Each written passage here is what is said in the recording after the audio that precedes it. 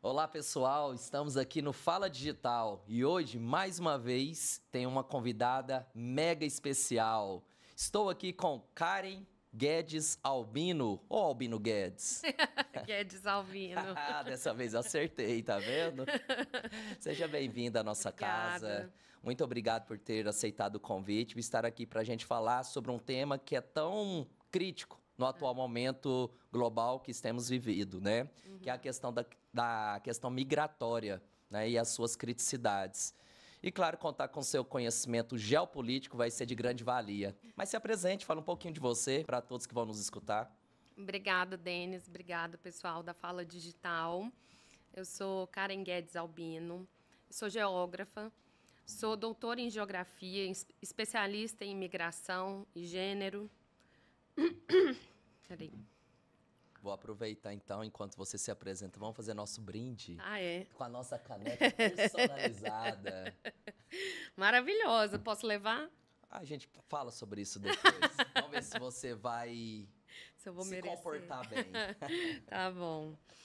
Bom, eu me especializei nessa temática da migração e do refúgio. Fora isso, eu tenho especialização em direitos humanos das mulheres. Fiz essa especialização pela Universidade Austral do Chile. Fui bolsista da Organização dos Estados Americanos. E tenho também especialização em International Business ou negócios internacionais, porque, além dessa parte da geopolítica, eu gosto bastante dessa questão dos negócios. Eu ainda Currículo sou... pesado, hein? Meu pai amado, parabéns. E ainda, o que começou por hobby se tornou tem uma importância muito grande na minha atuação profissional. Eu sou teacher, professora de inglês, e tenho atuado nessa área também há mais de 10 anos, e é isso. Que legal. Nossa, se a gente for falar do seu currículo aqui, eu acho que a gente fica várias horas. Mas isso me traz uma curiosidade imensa. Formado em geografia, né? Eu também sou geógrafo. Inclusive, Estudamos tive o juntos. prazer de estudar junto com você. Mas todo mundo me faz essa pergunta, eu vou ter que replicar ela para você. Por que a geografia? O que instigou a iniciar na geografia? E possivelmente é isso que instiga também esses gatilhos a todas as pós-graduações, mestrado, doutorado que você tem, né? Que você comentou aqui. Denis, eu me apaixonei pela geografia no terceiro ano do ensino médio. Eu tinha um professor Jackson, que dava aula de geopolítica e que era mágico, Você assim. lembra o sobrenome dele?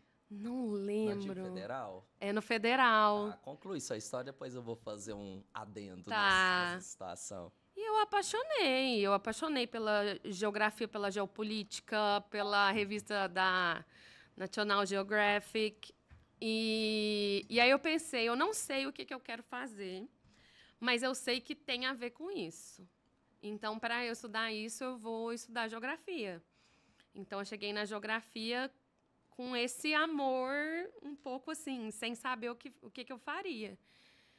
E na geografia isso foi reafirmando, embora o curso ele seja muito diverso, né, Denis? A gente estuda de tudo, a gente caminha por várias partes da geografia bem diferentes e às vezes nem tanto por essa parte da geopolítica. Bom, nem tanto quanto eu gostaria, mas aí eu percebi que eu poderia especializar nisso.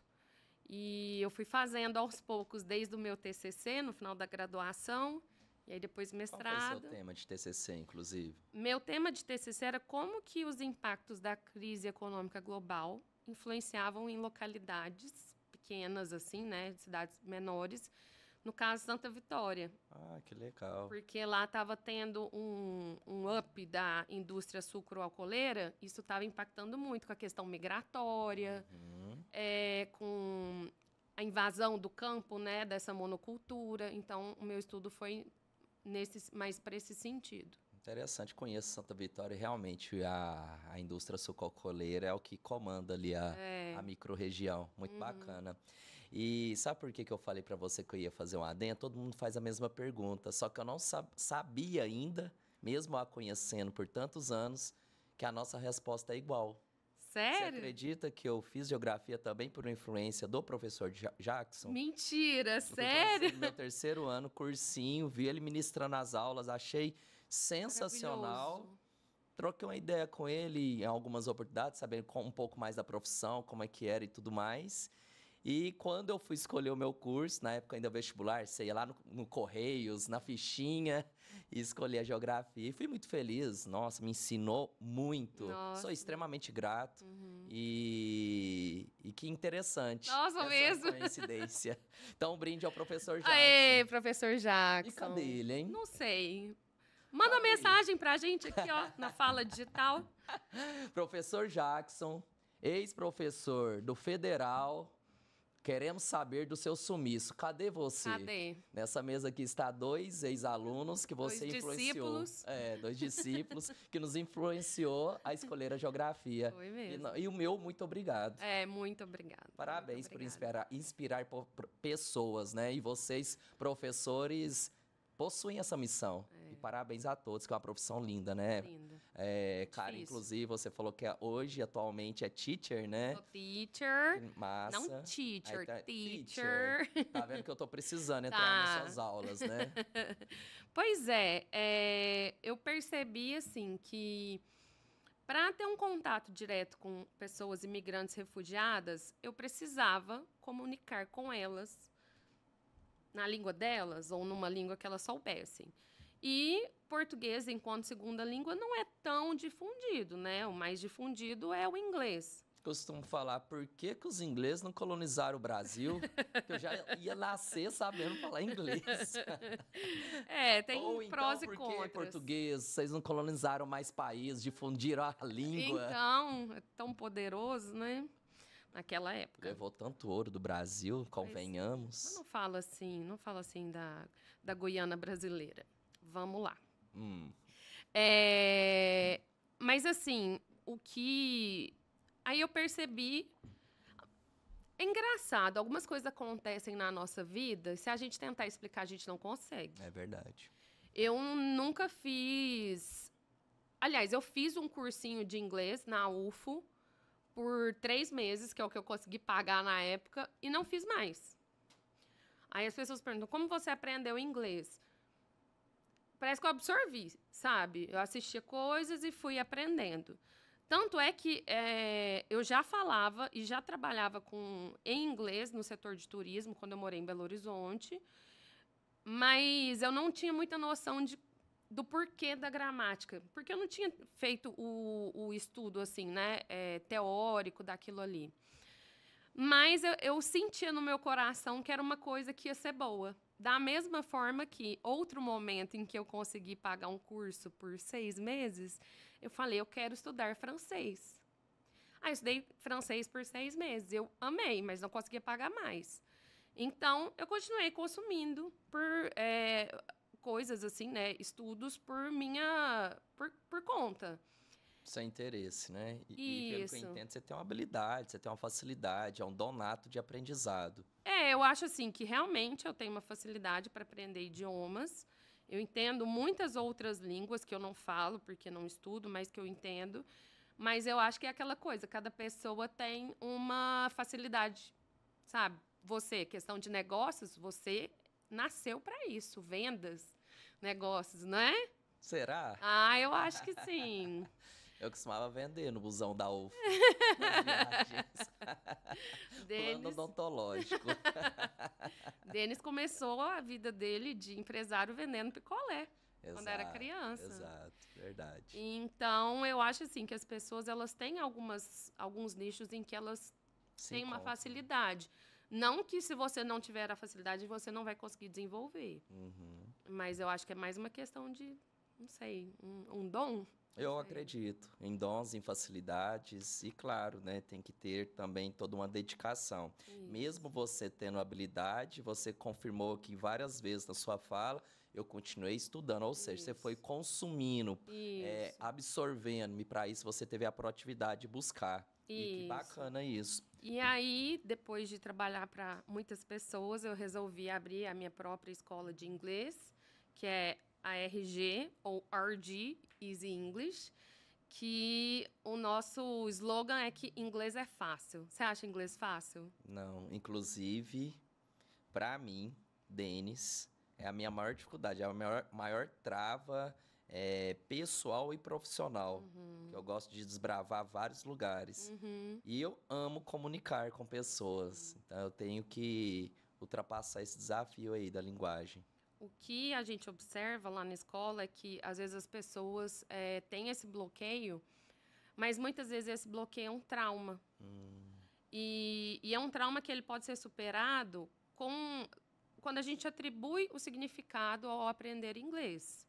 Então, para mim, aprender inglês, falar inglês, tem o significado de me aproximar daquilo que eu amo, que eu vejo como minha vocação, que é trabalhar com questões migratórias de refúgio. Inclusive, quero até pegar um adendo dessa colocação que você fez, que você ama, a gente vê que você tem paixão nesse assunto. Como que você chegou? Qual foi o primeiro contato com a questão migratória? Onde te chamou a atenção? Me explica aí como é que foi esse percurso.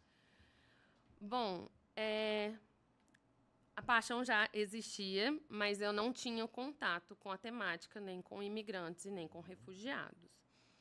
Então, quando eu morava em Belo Horizonte, e lá ficava nítido, ficava mais nítida essa questão de imigrantes no centro da cidade, né, vendendo mercadorias, etc. Mas eu lembro de ouvir um noticiário falando de milhares de imigrantes, principalmente oriundos do Haiti. Naquela época, a questão da Venezuela ainda não era tão proeminente, mas tinha milhares lá em Belo Horizonte. Eu pensei, gente, cadê essas pessoas? Como que essas pessoas existem e eu não vejo? Será que eu não vejo porque existe aquele véu, né, da ignorância que não me permite ver? Ou é realmente porque eu não consigo aceder a essas pessoas? E aí eu achei isso interessante. E eu tinha dado um tempo da geografia, mas eu estava querendo tentar o mestrado. Nesse momento você trabalhava com turismo, Com turismo, né? Isso. E você queria fazer o mestrado, ainda, até esse momento você ainda era apenas graduada. Isso, era só graduada. Eu entrei na parte do turismo durante a Copa do Mundo e as Olimpíadas, que legal. deu muito espaço, né, para a gente trabalhar bilíngue em eventos e tal. E aí eu resolvi criar um projeto. Falei, vou tentar entrar na UFMG, mas que dia que eu vou conseguir, né? Consegui. Por quê você tinha essa... Porque eu já estava há 6 anos sem fazer nada, sem publicar nada, sem estudar nada relacionado à geografia. E eu pensava, gente, o UFMG é muito. Mas você já tinha um currículo de peso, você teve um intercâmbio, você já tinha feito várias publicações? Tinha, mas eram coisas um pouco antigas. Mas aí deu certo, aí eu entrei, eu falei, pronto, agora era isso que eu queria, agora eu tenho que descobrir onde essas pessoas estão. E eu comecei a pesquisar, e aí eu descobri que muitos moravam em moravam em cidades vizinhas a Belo Horizonte, né, da região metropolitana, Contagem, Betim. E aí começou a ter alguns eventos da universidade que alunos que vieram fazer intercâmbio, inclusive alguns do Haiti, participaram. Nossa, eu persegui essas pessoas na UFMG. Falei, oi, tudo bom? E aí? Nossa, onde você mora? Eu queria saber. E assim, às vezes era até meio ridículo. Mas foram essas pessoas que se tornaram meus primeiros amigos e que foram providenciando esses caminhos para alcançar mais gente e fazer a minha pesquisa. Que legal. E como que você desenvolveu a pesquisa? Eu queria entender... Bom, primeiro, eu queria entender condições de vida, de segregação urbano-espacial, de acesso a bens de consumo. Enfim, eu queria entender isso de uma forma geral. E aí, o que eu percebi durante a minha pesquisa? Eu comecei a ser chamada para festinhas deles e tal, e acho que esses ambientes são muito valiosos no sentido de... É muito diferente você estar conversando com uma pessoa num tom de entrevista, não aqui, porque a gente é amigo, né? Mas, ou você conversar com uma pessoa numa festa. Então, a troca cultural, né? De hábitos, culinária, tudo, né? A linguagem, que a galera faz no dia a dia, naturalmente. E aí eu era chamada para essas festinhas e eu verificava que tinha mulheres, tinha muitas mulheres, porque aí a gente estava vivendo a terceira onda migratória em que mulheres vinham do Haiti para acompanhar seus maridos, pais, irmãos. Tinha muitas, mas elas ficavam muito num cantinho, sabe? Elas não integravam ali. Eu pensava, gente, por quê? Parece ter um véu que separa a gente, né? E, e aí eu fui percebendo, ao longo da minha pesquisa, as microviolências. O Haiti é um país muito machista. Você acha que é mais perigoso para uma mulher morar no Haiti ou no Brasil? Confesso para você que eu conheço muito pouco da cultura haitiana e acabou que você me influenciou na minha resposta. Então, vou falar no Haiti. Ah, Porém, ok. contudo, entretanto, Tá errado. tá errado. Tá errado. O Me Brasil. surpreendeu. Aí, viu? Você jogou a isca e eu ainda mordi errado. O Haiti, com certeza, é um país em que a violência contra a mulher é muito presente, mas o Brasil é o 5º país no mundo que mais mata mulheres.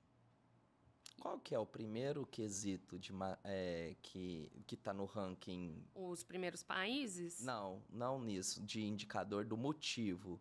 É a questão de ciúme, tá. separação.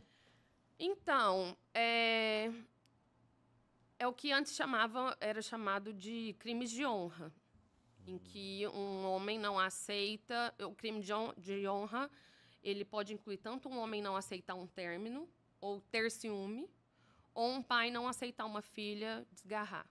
Entendi. Entendeu? O Brasil está em terceiro, você disse. Quinto lugar. Você sabe os que estão? Eu sei que Primeiro, por exemplo. Eu tô com medo de falar errado.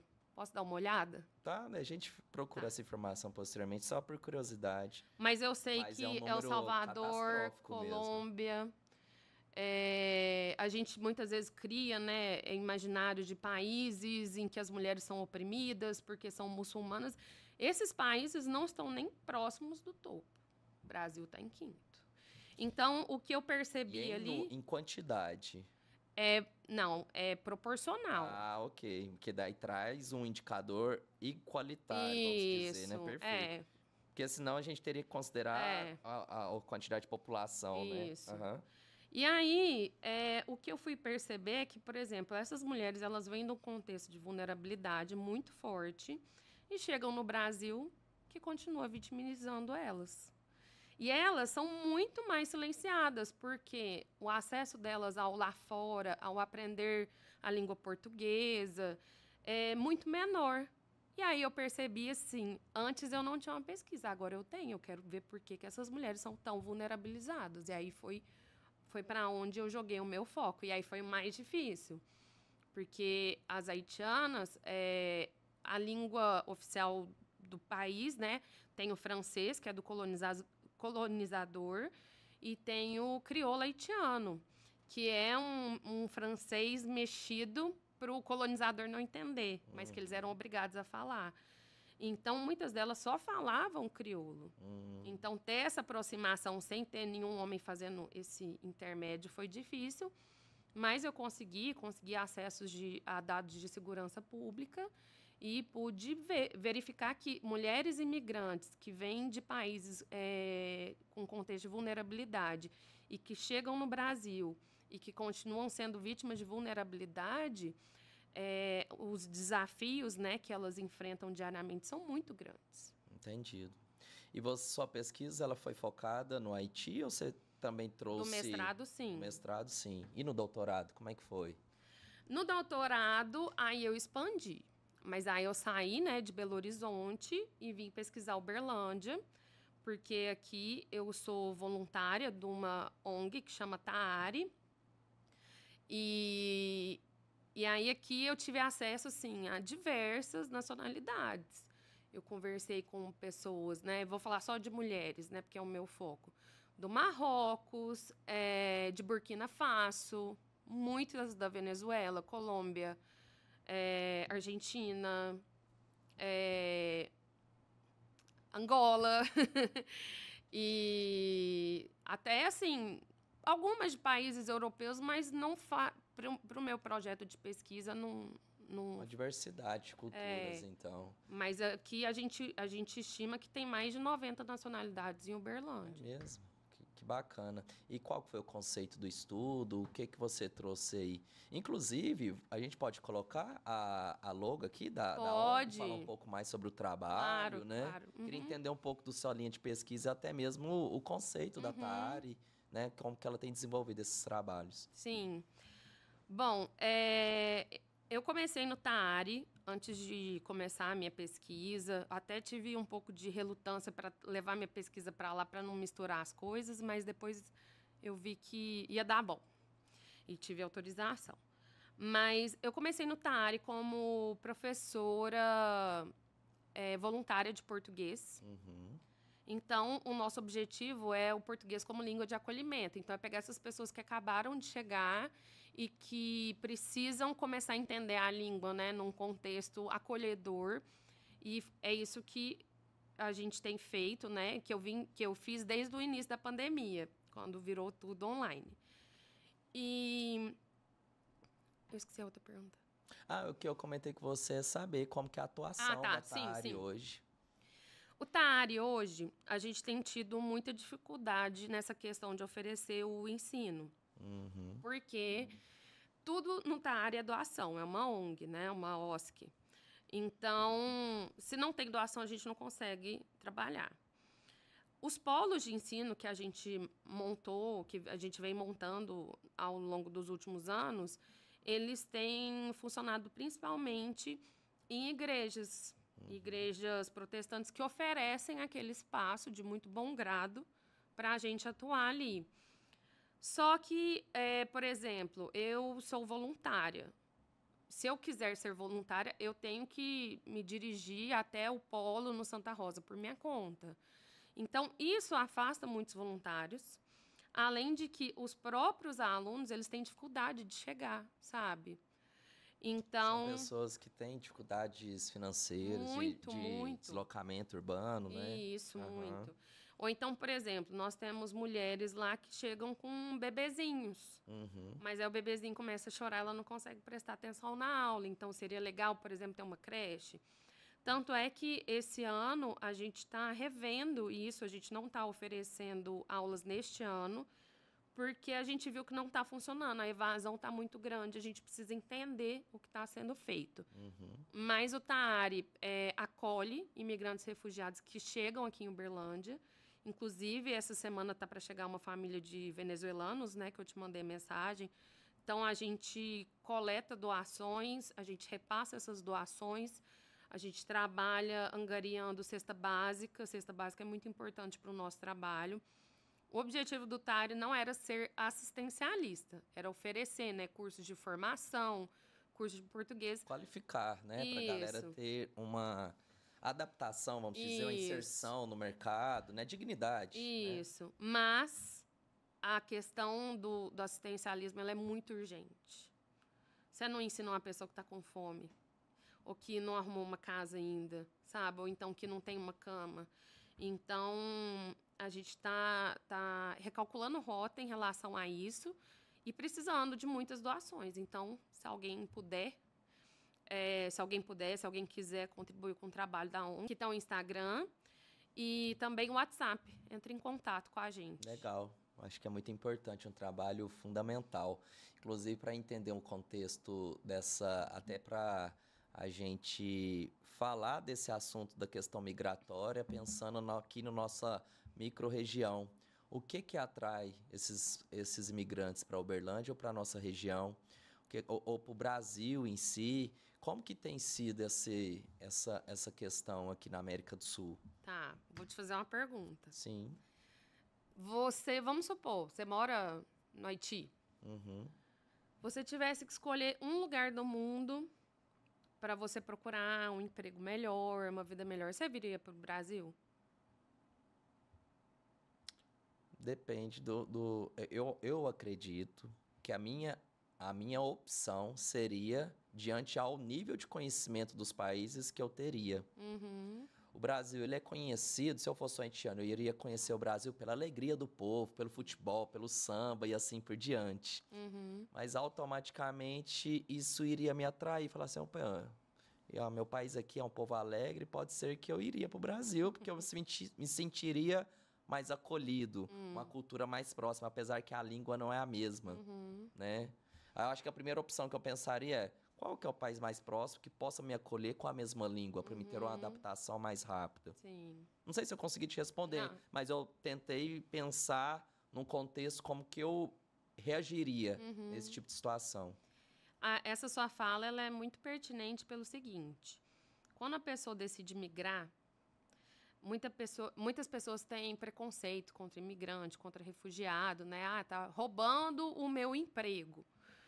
A gente escuta esses absurdos, mas é o seguinte, Denis, ninguém larga tudo porque quer. Uhum, Você não vai largar a sua cidade natal, ali onde tem afeto, onde tem a árvore, embaixo dela você jogou bola, tá a sua avó velhinha ali, tá a sua história de vida. Você não vai sair dali se ali não for bom. Se ele for bom, você vai continuar. Se você consegue fazer a sua vida, dinheiro, viver com dignidade, você vai continuar ali. gera vínculos, né? Isso, porque a gente vive uma das questões para a condição humana de existimento,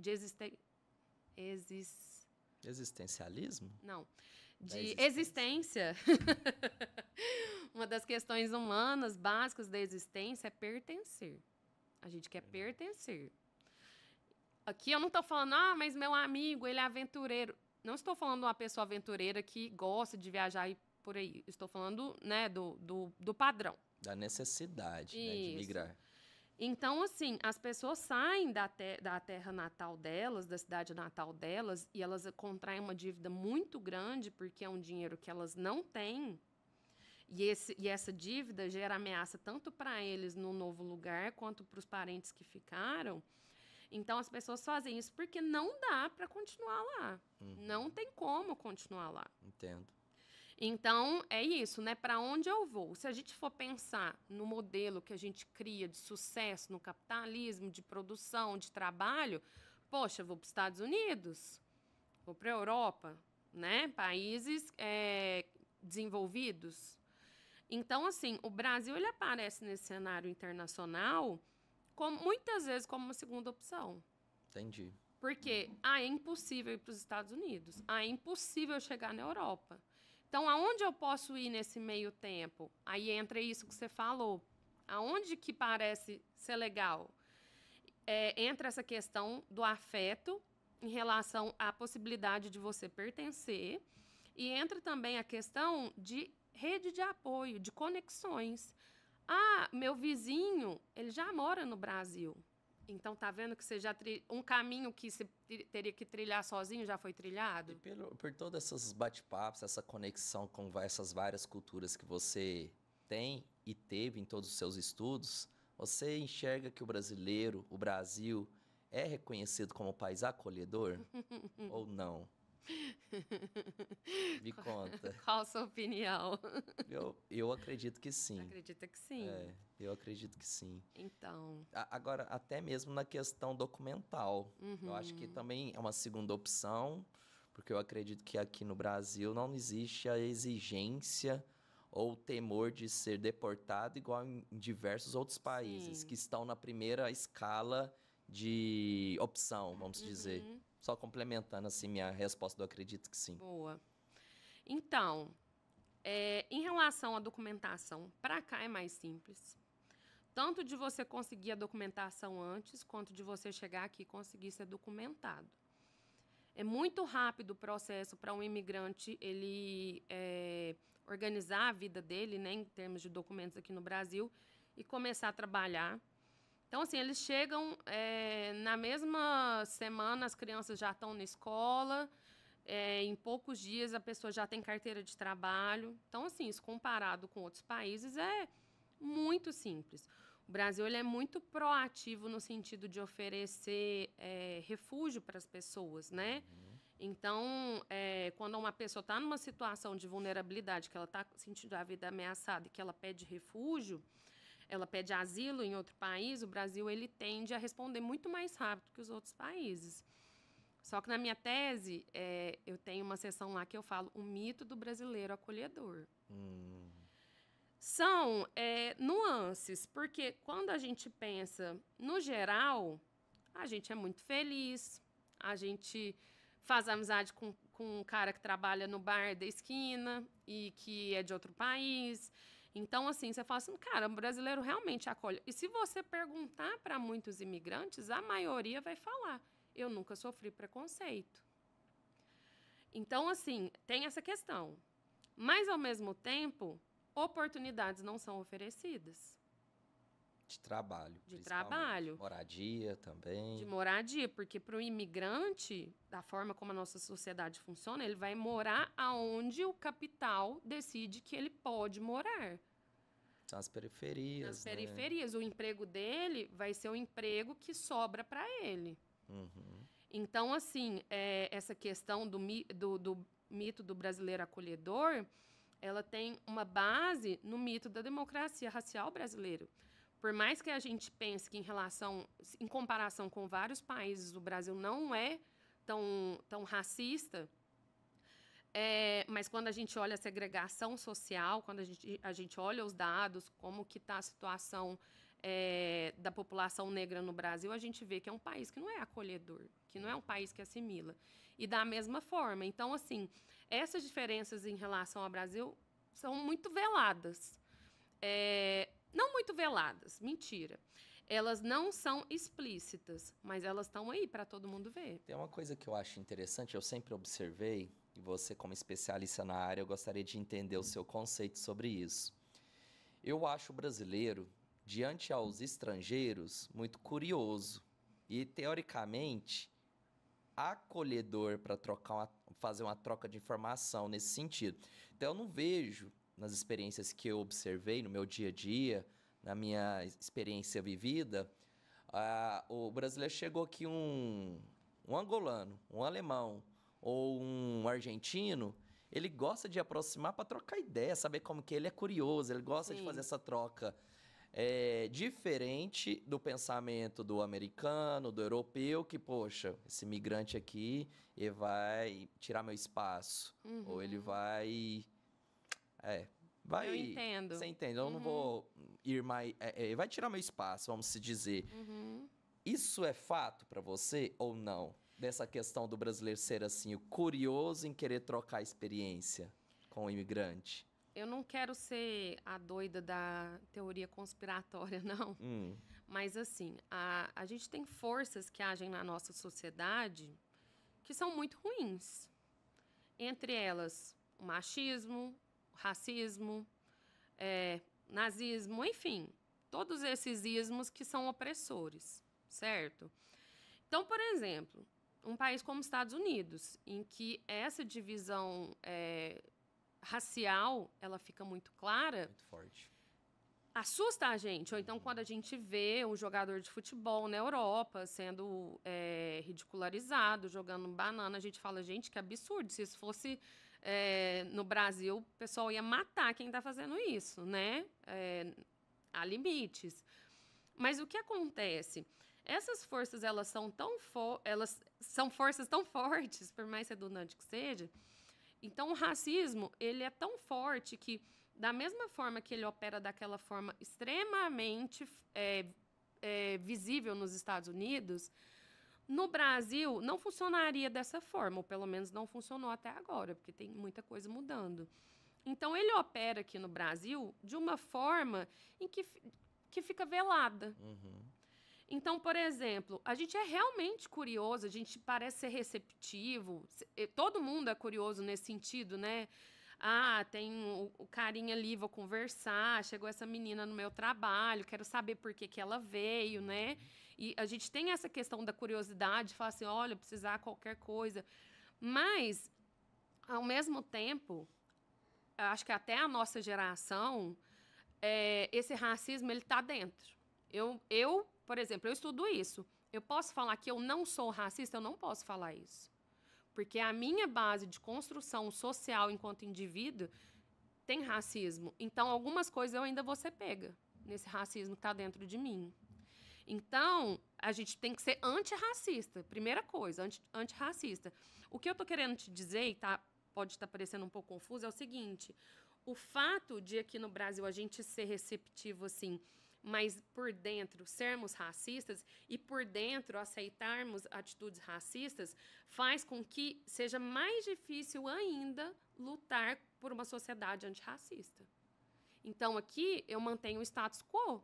Eu mantenho as coisas funcionando de uma forma em que brancos conseguem manter o seu poder de decisão deles, o seu poder social.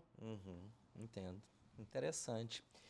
Me conta das questões dos conflitos migratórios hoje a nível mundial. Tá. O que você tem visto hoje na atualidade? A gente falou muito aqui do Brasil, América Latina, mas a gente sabe que isso é algo que tem acontecido no mundo todo. Sim. E em muitas situações extremamente delicadas, né?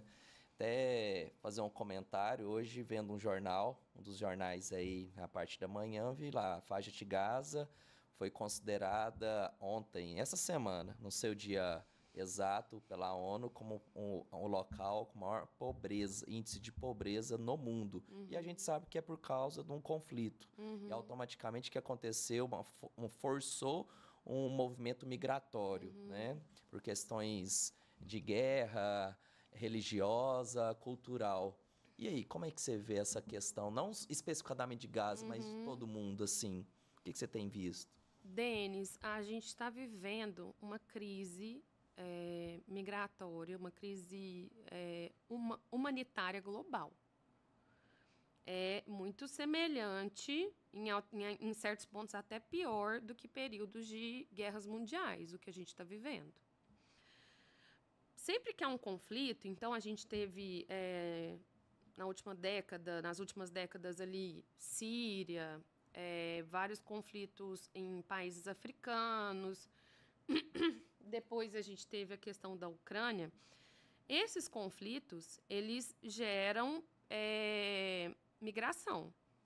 Ninguém quer estar ali onde a bomba está explodindo. Exato. E tanto é que, durante muitos anos, a gente via aquelas notícias de imigrantes saindo do continente africano, do continente africano, ou de outras áreas de conflito e atravessando o Mar Mediterrâneo e morrendo, né?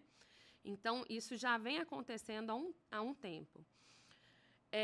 Essa questão humanitária global, ela é muito complicada porque sempre vai ter o imigrante que vai ser bem recebido e vai ter o imigrante que não vai ser bem recebido.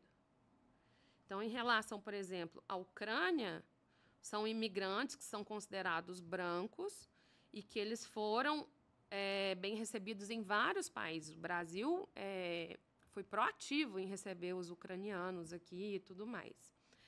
Isso é muito diferente do que acontece quando os imigrantes eles vêm de países que são considerados menos desejáveis. Então, por exemplo, haitianos que deixam seu país por uma questão de serem refugiados ambientais. Hoje em dia, a gente tem a questão ambiental que também cria refugiados, que também cria imigrantes, de pessoas que não conseguem viver bem naquela localidade a qual elas, teoricamente, pertencem. Então, a gente tem vários conflitos acontecendo aí. Em relação aos palestinos, e eu acho que a gente está vivendo um momento de dilema moral em relação a isso, é o seguinte... eles não estão compondo essa questão migratória global, porque eles não estão saindo. Eles estão cercados num território e estão sendo assassinados lá.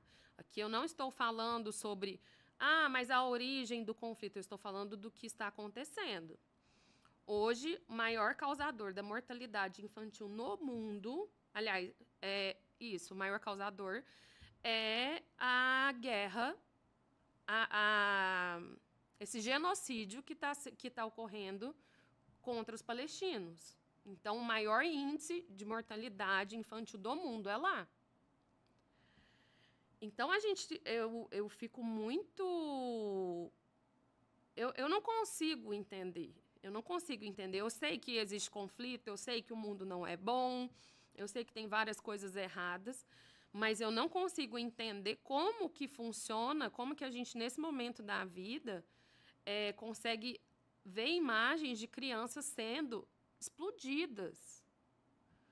De casas onde só tem a criança e a mãe serem explodidas, porque são mísseis de alta precisão. Então, Não só pelos mísseis, mas também pela fome, né? Não tem acesso aos alimentos que, inclusive, foram doados, né? Das ajudas isso. humanitárias aí que tem ocorrido em todo o mundo. Uma fila gigante de caminhões esperando para entrar em Gaza, assim, há semanas, meses, com alimentos, com água, e que Israel não deixa entrar. O que eu fico muito estarrecida é que, como um povo que sofreu um holocausto, lógico que isso não são todos, né? Mas como um povo que sofreu um holocausto, permite que isso aconteça. Eu fiquei pensando assim, poxa, eu fui dormir sabendo lá que tinha 3 dias que a fome estava generalizada. E eu pensei, gente, tem alguma criança chorando para dormir com fome, uma mãe desesperada, torcendo para o menino dormir, e amanhã essa criança vai dormir, não vai comer. Não vai comer. E vários assim, principalmente no continente africano, Sim. que não são noticiados. Isso. Você falou uma coisa que eu achei muito interessante. Quando houve o início da guerra da Ucrânia, houve uma movimentação humanitária muito bem organizada. Então, trago a reflexão. No continente africano, quantos conflitos temos? De várias. Quantas violações de direitos humanos básicos. O porquê não essa organização? Estou falando que os ucranianos não estão sofrendo, ou que não sofreram, que não mereciam isso de forma alguma. Na verdade, o que nós gostaríamos é que esses conflitos fossem solucionados. Sim. Né? E que todos estivessem em paz nos seus territórios. Sim. Mas quando isso acontece, realmente há duas medidas. Sim. Né? O poder econômico do país ou da sua etnia, ou até mesmo as suas relações diplomatas, influencia muito nessa correlação do plano B, do plano C. Sim. E assim por diante. Você, como uma grande estudiosa, você enxerga algum futuro mais igualitário nesse sentido das relações e das mediações de conflito? Lembra no início da pandemia que as pessoas falavam, isso vai servir para fazer de nós pessoas melhores? Sim. Não serviu, não. Eu não sei, assim, quando eu fico pensando, né, o que a gente pode ter de perspectiva em relação a esse conflito palestino, ou então em relação ao Iêmen, que pouco se fala, ou Burkina Faso, na África, que pouco se fala, e há tantos outros lugares que pouco se fala. Inclusive no Haiti, como que está a situação hoje? Só miséria. Foram várias ONGs lá que ganharam muito dinheiro para fazer um trabalho de reconstrução de um país que não foi reconstruído. E ainda tem isso, né? Em meio a esse caos, você tem que tomar cuidado Os oportunistas. com né? os oportunistas. Então, assim, Denis, honestamente, não... Toda guerra tem um fim, mas o que eu vejo, assim, que, pelo menos de acordo com as promessas que são feitas pelo Benjamin Netanyahu, né, de Israel, é que o fim para ele é quando ele terminar de dizimar aquele território. E me conta, vamos pensar agora na expectativa do microambiente. Nós também somos responsáveis por alguma ação, mesmo que ela não seja a nível mundial, mas mais próximos. Após todas essas reflexões, evoluções, inclusive intelectual diante ao assunto, o que você daria de conselho ou de atitudes para cidadãos comuns, como todos nós, diante ao ambiente que cada um vive, como colaborar, como pode fazer um movimento diferente diante dessas expectativas que a gente entende que estão na mão das lideranças e que nem sempre tem esse pensamento? Assim, Denis, eu acho que o nosso alcance, ele é muito pequeno. Mas, ao mesmo tempo, eu não sei se você tem esse entendimento de que todos os dias no seu trabalho você pode fazer a vida de uma pessoa melhor. Então, eu acho que, assim, eu vou conseguir solucionar, eu vou conseguir entrar em um conflito desse. Não, eu não vou conseguir. Mas, por exemplo, eu tenho um amigo palestino com o qual eu estudei quando eu fiz um curso na França. E o meu compromisso com ele é expor o que está acontecendo. Deixar claro o que está acontecendo. Em relação a pessoas imigrantes, refugiadas que vieram aqui para Uberlândia, eu tenho o meu compromisso com a ONG, com o Taari, e através desse meu compromisso com a ONG, eu consigo melhorar a vida de algumas pessoas que estão ali. Seja ensinando uma expressão, eles gostam muito de aprender ditados, enfim, dando a atenção que eles precisam e um acolhimento. E tanto nesse sentido de querer acolher, eu comecei a marcar umas reuniõezinhas e agora eu tenho um grupo de venezuelanos e colombianos que são meus melhores amigos. E quantos casos aí que você considera case de sucesso, algum fato que te marcou nesse processo de acolhimento que você tem feito junto aos demais Denis, voluntários, né? é legal assim que hoje todos os que permaneceram, porque alguns veem que realmente não tem o que fazer aqui, vai para outro canto e tal, vai para outro estado do Brasil, vai para outro país. Mas, assim, todos os meus alunos que eu tenho conhecimento, que estão aqui, todos eles estão empregados. E alguns têm começado a progredir. Então, começa, por exemplo, num abatedouro de carne, mas a pessoa tem experiência como mecânico.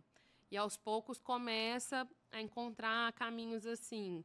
E é legal quando você vê eles comprando uma moto, comprando um carro, sabe? E indo para Caldas Novas a primeira vez. Então, assim, são cases assim muito lentos, mas que você fica feliz. Por exemplo, fui na casa de uma dessas minhas amigas, ela mostrou muito orgulhosa, comprei um air fryer.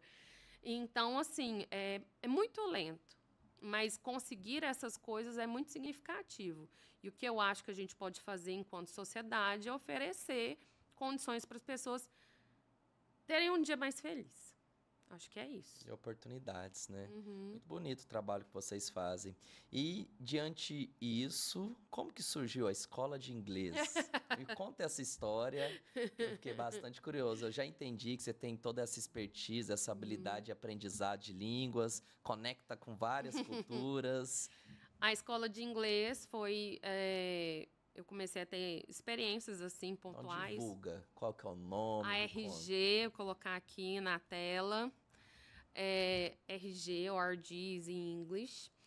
Ela começou depois que eu cansei um pouco de trabalhar para outras pessoas, porque muitas vezes o método de ensino do inglês é muito engessado.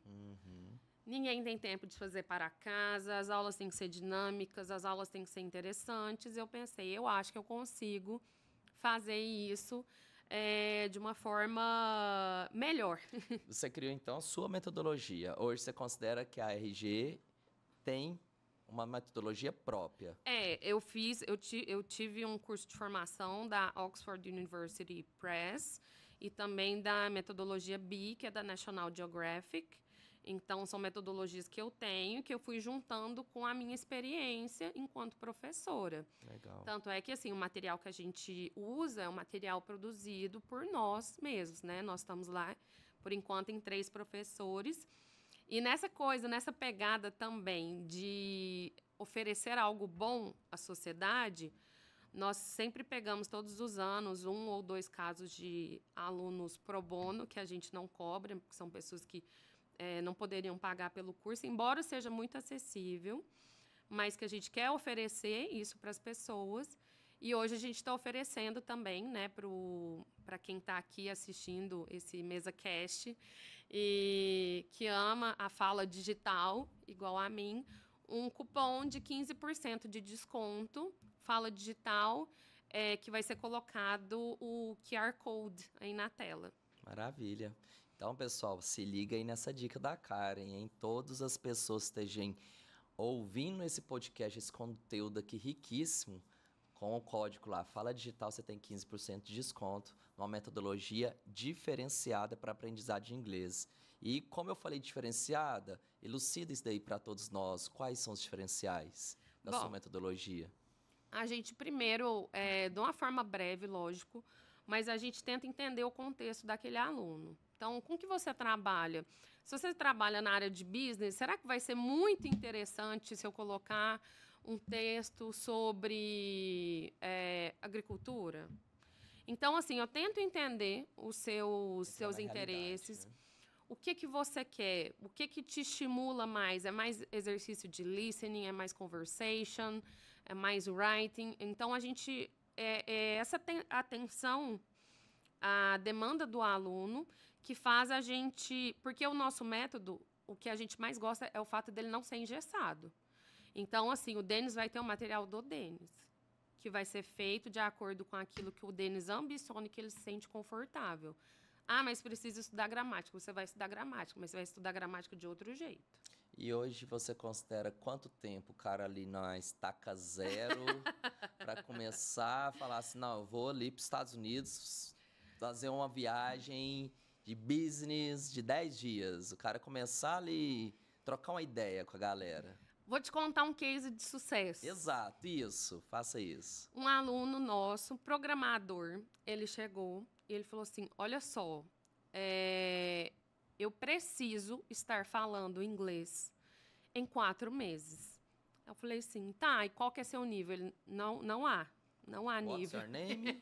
Tipo, só isso. How are you?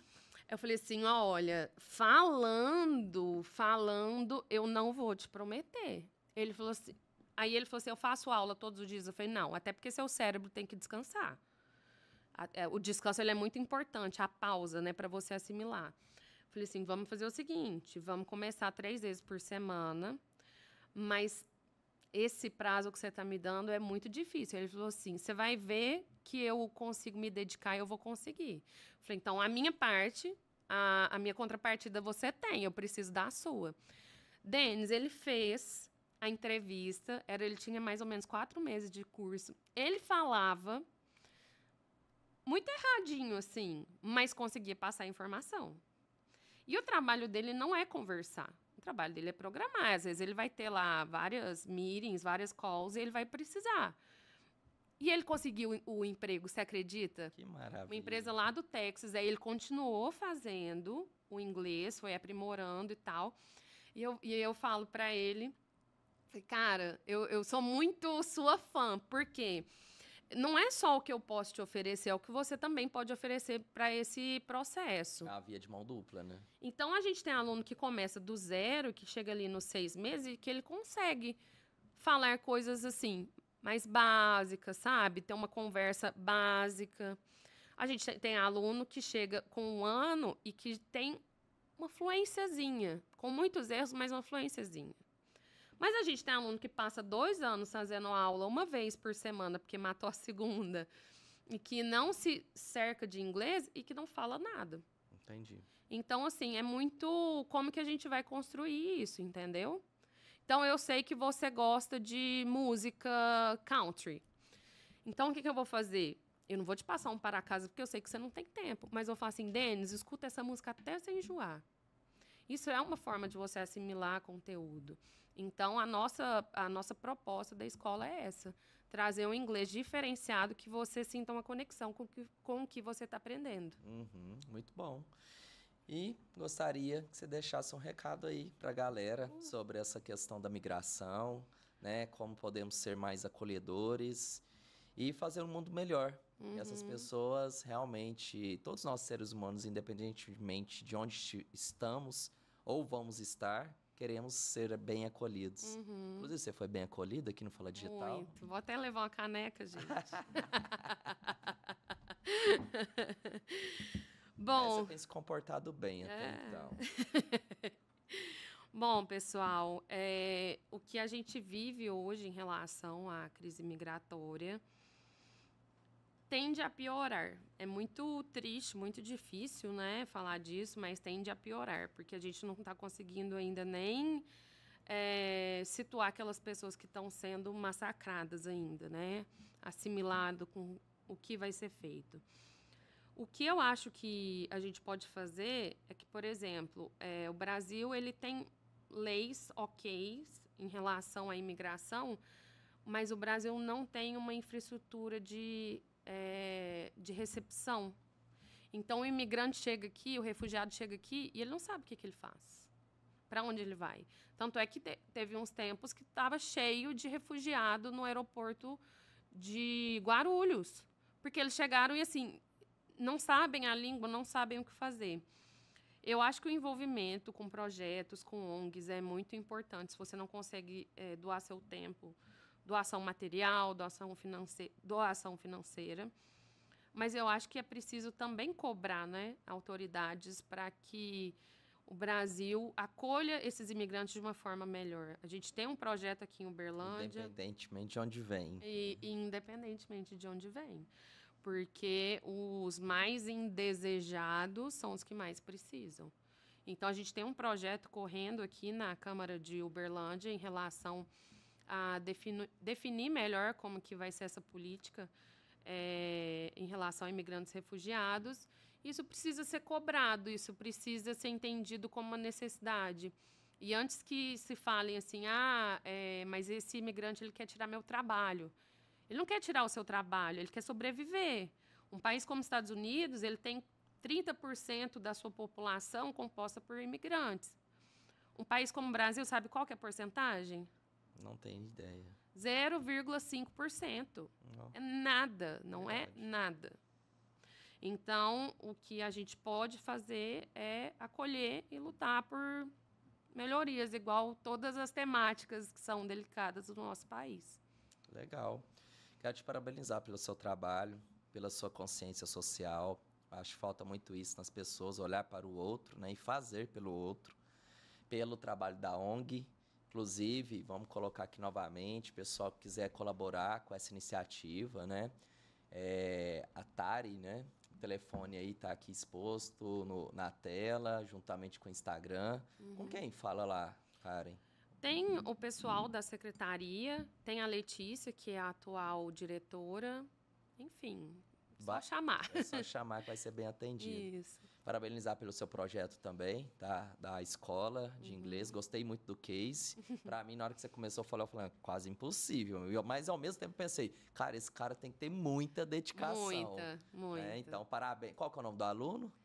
Eu não sei se eu posso falar, tudo então. bem, Ô, João, parabéns aí, você vai saber que é você. Mas foi muito bom. Compartilhar um pouco da sua história conosco, ouvir toda essa trajetória. E, mais uma vez, quero deixar sempre convidada a estar aqui com a gente. Obrigada, Denis. Então é isso, muito obrigada pelo convite, me senti muito bem. E sempre que quiser falar de política internacional, migração, polêmicas. Inclusive, fazer business falando inglês pode contar contigo também. Inglês, francês. Olha só, a minha escola, a RD, a gente oferece intérpretes para reuniões, tradução de documentos. Ai, que bacana, muito bom. A gente oferece a declaração de responsabilidade, então, só chamar. Essa parte burocrática também. Sim. Que bacana. Show de bola, pessoal. Tá aí os contatos. Chamem pela Karen Guedes Albino. Isso. Aprendi, tá vendo? E mais uma vez quero agradecer a vocês todos. Deste mais episódio rico de informação. Fala Digital tá por aqui. E uma boa noite para todos. Valeu, até a próxima. Tchau, tchau.